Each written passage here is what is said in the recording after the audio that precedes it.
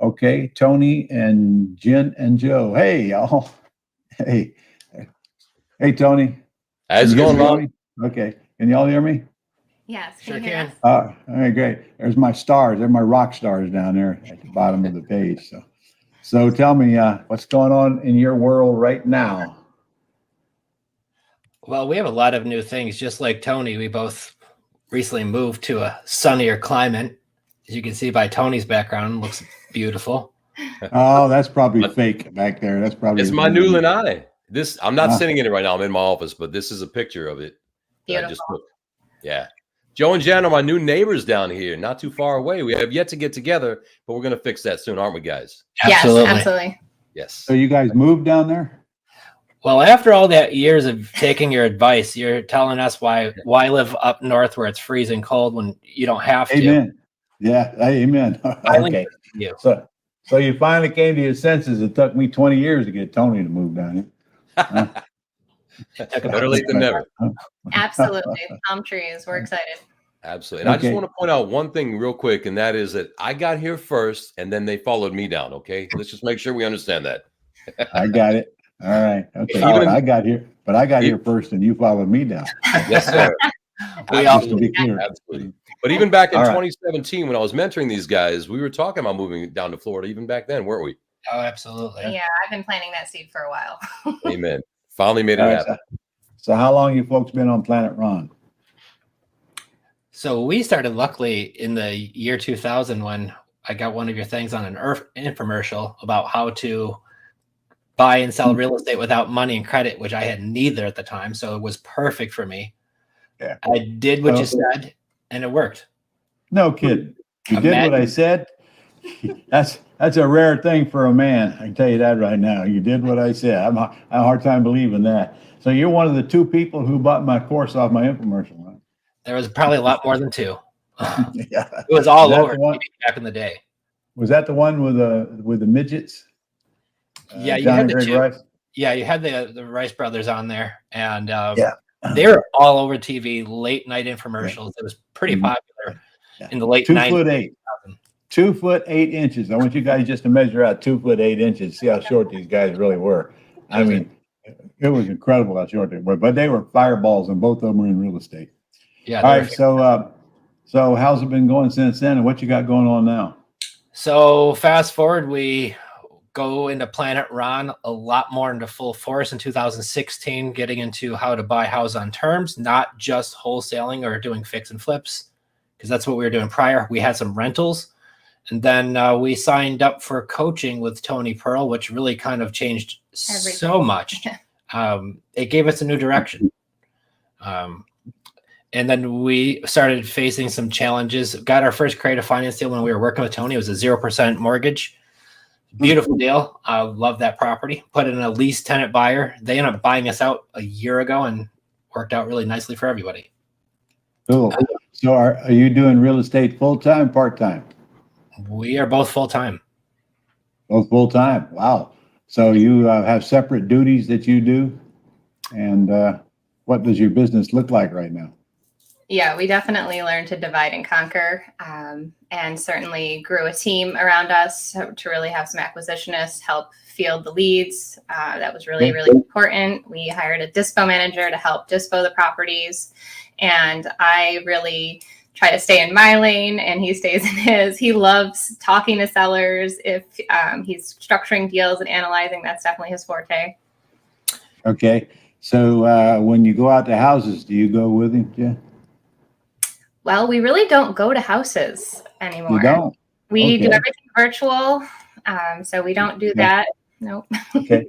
It might be interesting to know that as we sit here talking right now, on the last break, I gave him instructions to Tish, my personal assistant, how to fill out a contract from a seller we talked to the other night for 30 long minutes. And he called back, said, "I'll accept your offer." It is zero interest on $475,000 house. It's worth $520 and $6,000 down with a 5-year balloon on it. In case you guys think the old guys still don't do this. All right. Yeah. So there's, and by the way, he was simply asked, his payment's $23.75 a month, where taxes and insurance included in that, and we're going to apply the rest of principal. Okay. He said, okay. Okay. So that's a $500,000 loan, interest free. So yes, this stuff works. Now, what kind of deals are you guys doing right now? Are you doing a mix? You doing all terms, all junkers? What are you doing? I would say we're probably on about a 70-30 split, where the 70% are terms. And I could see that cranking up even more within the next probably year to 2 years, depending, seeing what the market has turned into. We're having our leads increase heavily. We have a team of 10 of us right now, and we are actually getting, yeah, we have 2 VAs overseas in the Philippines. We have a unique marketing strategy. We do a lot online, and we have a lot of incoming leads. So we have VAs 24 hours a day filtering those leads as they come in, passing them off to our acquisition team, and they pass them off to the closers, and we make those deals. Oh boy, aren't we systemized? Yeah. Just 3 hours ago, we are getting an office here in the Tampa area, and we were just doing a walkthrough we're going to have an office. We're going to hire locally, bring everything in house, because our team now is kind of scattered across the country, and to take it to another level. Because right now we're doing anywhere between 5 to, on a good month, 10 deals a month. And no kidding. We want to create that to consistent double digits, and I believe having an office will help that. Well, what you really mean is you want to crank to X number of dollars a month, regardless of how many deals that takes. I'm more of a quality guy than a quantity guy. Okay. So, and that will also come if you're focusing on getting more money out of each deal. So, when you do terms deals, just give me an example. You're down in the price range where you're at right now. Houses start at about $300,000 and go up. Is that right? Yeah, we still do buy and sell across the country. A few deals that we're currently going through, I guess, are our best examples, what we're doing right now. We have one that it's a great example of a deal we just did in Niagara Falls, New York. A seller reached out to us from our marketing. Oddest thing, we've been running into this a lot. The gentleman bought the house in June of this year. He never moved into it. He was planning on it, and he wanted to renovate 2 bedrooms because it had the wood paneling walls. He took it down. Once he realized how much it was going to cost to put up drywall, finish it, paint it, have the time to do it, and making his $1,500 payment every month, he couldn't do it. So he decides he wants to sell it. He bought it for $227,000. He owes $222,000, and the realtor tells him that I can't even list it for that right now because of the condition. He can't afford to sell the property even if he did list it for that, once you take out the commissions and closing costs. And he can't even afford to make his next payment. So a cash buyer doesn't work. A realtor won't even work in that situation. And we buy that deal with no money down, just covering closing costs, which is about $4,500 on that price house. And we're into a deal for the next 30 years. So for us, we listen to Ron and Tony and the training, and put in a tenant buyer on a lease purchase, rent to own. And that's really our forte. We've done well with that. And thank you both because of that. That's been our most valuable, not the most, but top valuable lessons there are for us. You love this lease option stuff, huh? We do. Absolutely. Yeah. So on your average house, what's your average non-refundable deposit? It's got to be, because we work with houses in Pennsylvania and New York where those houses might be $150,000. Yeah, and then we have some houses that we're getting to now in Florida where they're $500,000-$600,000. So that's going to vary by state, but we typically range around that 10% of whatever the purchase is, but we never tell them. Never tell them, because we've gotten much, much more by just asking what's the most you have for your new house. Well, I wouldn't have thought of that. Yeah. I think you did. I think someone really smart came up with that. Oh, I forgot who that was. Must have been Tony. Okay. All right. Wouldn't be surprised. So do you, when you're down in Florida now, do you have a financial goal, cash you want to bring in the till in 2023? We do.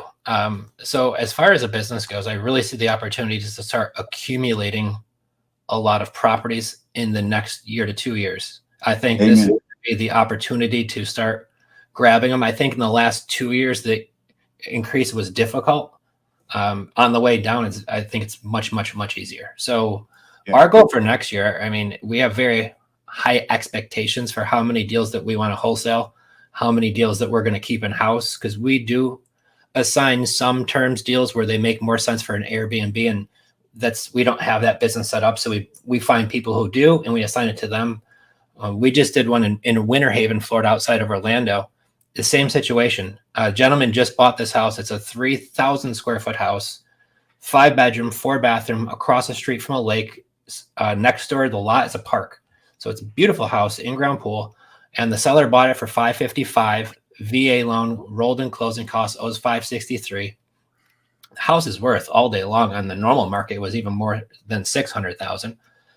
He now market softened up. His son gets approved to a school in Texas. They need to move by September. So he tries to list it for $585, knowing if he did, he'd have to write a big check. He'd be in the red by closing costs and commissions. And he even said, even if I sell it for that, I can't afford it. I'm like, so what are you even doing? He's like, well, hopefully it goes over. Well, even at the $585 price, they didn't even have a walkthrough. Mm-hmm.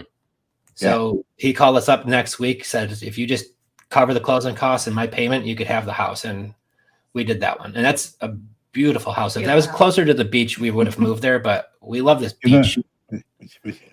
You'll get tired of it. Okay. I don't know. So you did buy the house. So you keeping the house? So that one, the PITI was pretty high on that. And for what rental comps were going for in that area, it would have been difficult to turn that into a short term, but the Airbnb numbers worked out amazing. And I know we've had this. What's the payment on it? $3,900. Okay. But it's a $600,000 house. Mm-hmm. All right. When people in that price range can pay a monthly payment higher, as they always do with lease options, and a big old down payment. Now you don't have a lot of down payment room there. You're going to have to raise the price somewhat. But you can get 30, 40 grand out of it higher than what they owe on it. Easy enough. Very easy, actually. So have you even tried to play the market? Oh yeah. Well, we disposed the property. We did dispose the property to a investor in the area who has several Airbnb properties. That's what they do. Yeah. They specialize in it. And that $30,000 you talked about, we did get that. So you gave away this property for 30 grand, which you have gotten back within a few months of keeping the property, even if you put Airbnb in it. Did you watch John and Scott? I did. Of course. Why aren't you in the Airbnb business, especially down there where you live, for crying out loud?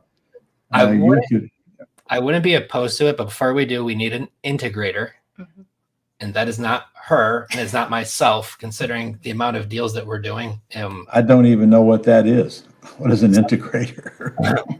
Somebody who's going to be the boots on the ground person to manage that all while we supply the houses. Okay, then you don't understand the Airbnb business yet. You're going to hate yourself. Ron, let them do what they're going to do. I'm going to take care of the Airbnb here. Don't worry about it. You guys keep doing what you're doing. It's all good. Well, you should have bought that house from them then. I bet you could have got 10 grand a month out of that house where it's located. I'm sure. Mm-hmm. I just bet you. Look, now we made them all mad. So don't check it out. I don't want you to know what that thing was worth to you on Airbnb. Well, I will say, I know that our buyers made out like a bandit. They're thrilled, and it's another. Sure. And that's what we like. We like to keep the velocity going. We're finding deals, and we're going to be getting to, I have a feeling, 10 to 15 deals consistently. Yeah, and I believe it. And we decide, obviously we're going to keep a fair amount of them, but we can't keep them all. Okay, and here's something else you want to put on the top of your head here. When you get a chance to take over these low interest loans, they're worth their weight in gold. Yep. See what the rates are right now? I just read an article a few minutes ago that said that all of the contracts that were signed on houses on Redfin, 17% of them crapped out and wouldn't close on them after they got a contract on them because of the interest rates. Right. I mean, and of course, that's going to get worse. So these low interest loans themselves are enough to want to keep these houses, plus all those other things that go on. I mean, about to buy one, I hope, for close to retail price. I don't want to sell it. I'll turn. And by the way, my loan is 0 interest. Jeez, right? He thinks he's going to get a 5-year balloon, but I'll tell you right now, we're going to extend that either now or later. Anyway, so do you have I didn't answer me though. Did you have a financial goal set for next year of cash in the till? Yeah, our goal is 7 figures next year. 7 figures. Well, for you, that should be easy to get to with your volume. All right. So how long did it take you after you came to my event, my boot camp, to actually get ramped up to the point to where you do multiple deals a month? It really didn't start till COVID happened. Honestly, Jenn was a teacher and walked away, was a stay-home mom, and I was still working full-time in the car business up north. It's a finance office at a pretty busy place. So we were up until a couple of years ago just buying 1 deal a year. There were some years where we got through some rehabs or things like that where we didn't even buy one. There's even a year like we would miss one, right? Mm-hmm. So we weren't going as fast as we can because I had a great paying job, very, very busy, new kids, they're young, wife at home. We were still doing the deal, but once we started hitting COVID, they closed New York. Jenn and myself sat home and said, well, let's go now. Let's do this full time now. And then we hit the gas from doing 1 a month to here we are 2 years later. Okay. And you said you had 10 people. They're not all employees. How many actual employees do you have? So right now they're all 1099, but when we have it here in Florida, we're all going to have them as W-2. All of them? The ones here in Florida will be, yes. Oh, okay. All right. Okay. Well, I don't think you're going to have any problem at all meeting your objective next year. You guys are movers and shakers. Absolutely. And it's fun to have you on here. I love to see people going from where they are to the sky's the limit, and you're good examples of that. Oh. And you're also an inspiration to others as well. Well, I got to say, we owe so much to you, and some of it's blind luck of me watching TV and getting that infomercial and seeing that. But more importantly, it was just the message that you've always shared more and more. You put more content out there, better content than anybody out there. So, I mean, you're just a complete giver yourself. And that's one thing that we've always been attracted to you. Obviously, Tony was the same exact way. That's why we still love Tony to this day. And when we knew that with your team set us up with Tony, we had the right coach to walk us through what we needed. And it was a great fit the whole time. So you keep that up, Tony's going to want to raise. He should get one too. Oh, Yeah, he should, but he ain't. Okay. Thank you, guys. Always a pleasure to talk to you. Well, great seeing you, Ron. Thank you, Ron. Thank you, Tony, so much. Great seeing you guys. Thank you, Tony. We'll talk soon. Okay. All right. Great couple. Love that couple.